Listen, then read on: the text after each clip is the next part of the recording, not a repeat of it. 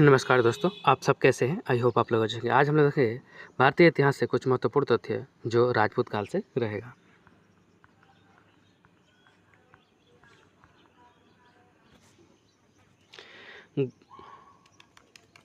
गुर्जर प्रतिहार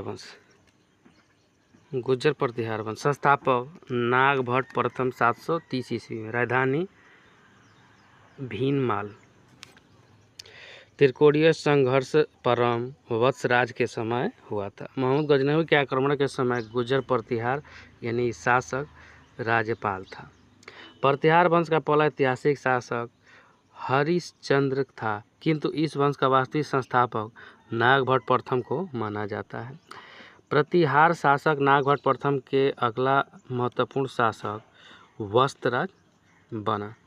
इन्हीं के काल में कन्नौज पर अधिकार करने को लेकर प्रतिहार शासक बंगाल के पाल एवं दक्षिण भारत के राष्ट्रकूट शासकों के बीच त्रिपक्षीय संघर्ष की शुरुआत हो गई। त्रिपक्षीय संघर्ष की शुरुआत वत्सराज के द्वारा किया गया था। इस संघर्ष में सर्वाधिक क्षति प्रतिहार शासकों का ही हुआ, किंतु अंततः प्रतिहार शासक सभी सफल हुए। प्रतिहार वंश के सबसे प्रमुख शासक महिर भोज थे। इन्होंने कन्नौज को अपनी राजधानी बनाया। यह वैष्णव धर्म को मानते थे, जिसके कारण इन्होंने आदिवरा एवं प्रभास की उपाधि धारण की थी। महिर भोज के पश्चात इस वंश का अगला महत्वपूर्ण शासक महेंद्रपाल बना। इसके दरबार में राजशेखर नामक विद्वान रहते थे, जिन्होंने कपूर मंजरी काव्य मीमांसा की रचना किए थे। इस वंश के शासक महिपाल के दरबार में बगदाद के निवासी अलमुस्दी आए थे, जिन्होंने प्रतिहार वंश की काफ़ी प्रशंसा की थी। प्रतिहार वंश का अंतिम शासक यशपाल था। उसके बाद चौहान वंश। चौहान शासक प्रतिहार शासक का समांतक था। इस वंश की स्थापना वासुदेव के द्वारा किया गया था। चौहान शासकों ने अपना केंद्र बिंदु अजमेर को बनाया, जिसकी स्थापना अजय पाल ने किया था। पृथ्वीराज चौहान तृतीय इस वंश का सबसे महान एवं अंतिम शासक था, क्योंकि इन्हीं के काल में 1191 ईस्वी में गौड़ प्रदेश के शासक मोहम्मद गौरी के साथ तराइन का प्रथम युद्ध हुआ था। इसमें पृथ्वीराज चौहान की विजय हुई थी। 1192 ईस्वी में तराइन के द्वितीय युद्ध में मोहम्मद गौरी ने पृथ्वीराज तृतीय को पराजित कर दिया, अंततः उसकी हत्या कर दी। पृथ्वीराज चौहान को राज पिथौड़ा के नाम से भी जाना जाता है। इनके दरबारी कवि चंद वरदाई थे, जिनकी प्रमुख रचना पृथ्वीराज रासो है, जिससे चौहान वंश के बारे में महत्वपूर्ण जानकारी मिलती है।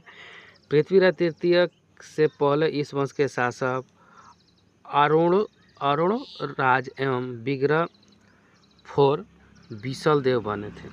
विग्रह फोर बिसल देव विद्वान शासक थे, जिन्होंने हरिकेली नामक नाटक लिखे थे।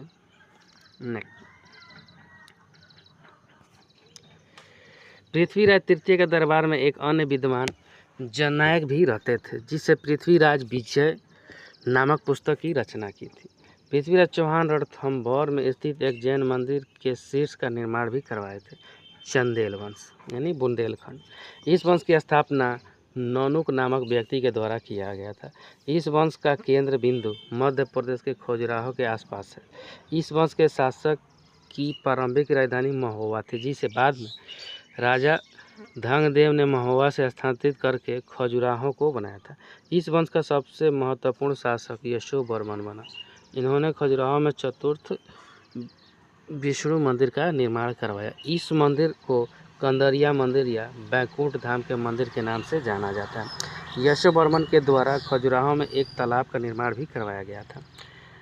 राजा धंगदेव ने खजुराहो में कई मंदिर का निर्माण किया, जैसे बैद्यनाथ मंदिर, जगन्नाथ मंदिर, जीन मंदिर इत्यादि है। इन्होंने प्रयाग में तपस्या के दौरान जल समाधि लेकर अपना प्राण त्याग दिया। इस वंश का शासक विद्याधर के शासनकाल में मोहम्मद गजनवी ने आक्रमण किया था। इस वंश के अंतिम शासक परमादी देव थे, जिसे चौहान वंश के शासक पृथ्वीराज चौहान ने पराजित कर दिया। परमादी देव के दो प्रमुख सेनापति अला एवं उद्दुल युद्ध करते हुए मारे गए थे। अंततः कुतुबुद्दीन ऐबक ने के द्वारा चंदेल क्षेत्र को दिल्ली सल्तनत में मिला लिया गया। गुजरात का चालुक्य वंश और सोलंकी का चालुक्य वंश। इस वंश के संस्थापक मूलराज प्रथम ने किए और इन्होंने अहिलवाड़ा को अपनी राजधानी बनाया था। इस वंश के शासक भीम प्रथम के काल में महमूद गजनवी ने 1025 ईस्वी में सोमनाथ मंदिर के पर आक्रमण करके उसे लूटा था। इस वंश के शासक भीम प्रथम का सामंत बीमल ने माउंट आबू पर्वत पर दिलवाड़ा का जैन मंदिर का निर्माण करवाया था। मोहम्मद गौरी ने इसी वंश के शासक मूलराज द्वितीय ने भीम के शासनकाल में 1178 में गुजरात पर आक्रमण किया था, जिसमें गौरी की पराजय हुई और भारतीय क्षेत्र में गौरी का प्रथम पराजय थी। और बंगाल का पाल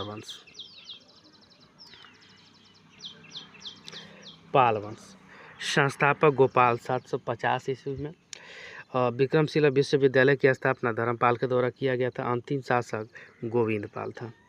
पाल वंश के संस्थापक गोपाल थे, बौद्ध धर्म को मानते थे। इन्होंने बिहार शरीफ में उदंतीपुरी विश्वविद्यालय यानी बौद्ध मठ की स्थापना की, जहां महायान शाखा की शिक्षा दी जाती है। धर्मपाल ने भागलपुर के निकट विक्रमशिला विश्वविद्यालय की स्थापना करवाया, जहां बौद्ध धर्म की शाखा यानी बर्जियान शाखा की शिक्षा दी जाती थी।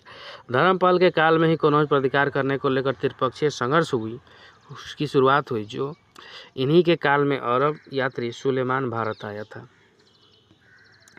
इनके दरबार में धीमन एवं विथपाल नामक विद्वान रहते थे। इन दोनों के पाल कला शैली को विकसित किया और इसी शैली में महात्मा बुद्ध की सर्वाधिक मूर्ति बनाई गई। धर्मपाल के बाद इस वंश का अगला प्रमुख शासक महिपाल बना, जिसे पाल वंश का द्वितीय संस्थापक माना जाता है। महिपाल के काल में दक्षिण भारतीय चोल वंश के शासक राजेंद्र प्रथम ने बंगाल के क्षेत्र पर आक्रमण करके महिपाल को पराजित किया। महिपाल ने आतिश दीपंकर के नेतृत्व में एक बौद्ध दल तिब्बत भेजा था। लगभग 11वीं शताब्दी आते आते पाल वंश की समाप्ति हो गई। इसी वंश के अवशेष पर सामंत शेष के द्वारा एक नया वंश सेन वंश की स्थापना किया। सेन वंश की संस्थापक सामंत सेन था।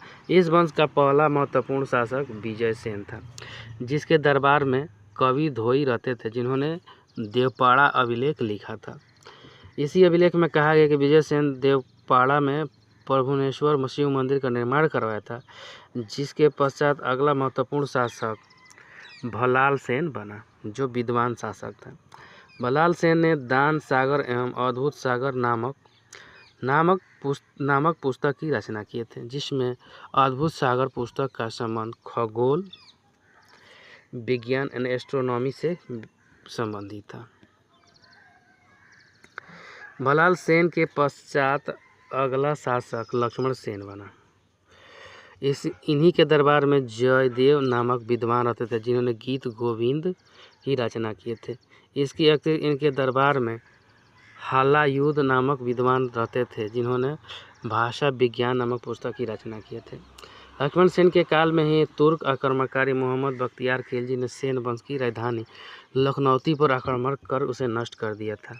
मलबार के परमार वंश।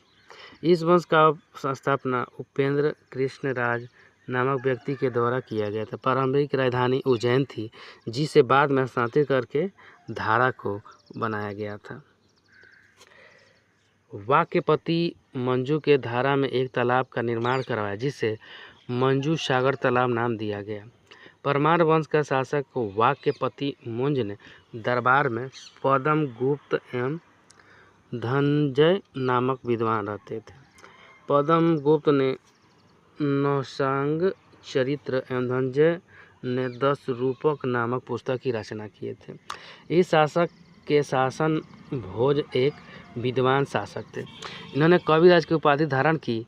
इन्होंने कई पुस्तक भी रचना की है, जैसे कृतक कल्पतरु, श्रृंगार मंजरी, सरस्वती कंठाभरण, समराग सूत्र जैसे हैं। राजभोज ने धारा में एक सरस्वती मंदिर का भी निर्माण करवाया। यहीं पर भोज नामक एक नगर यानी शहर को बसाए। Thank you friend. अच्छा लगता है लाइक सब्सक्राइब शेयर जरूर करें, साथ में बेल आइकन का बटन दबाना नहीं भूलें।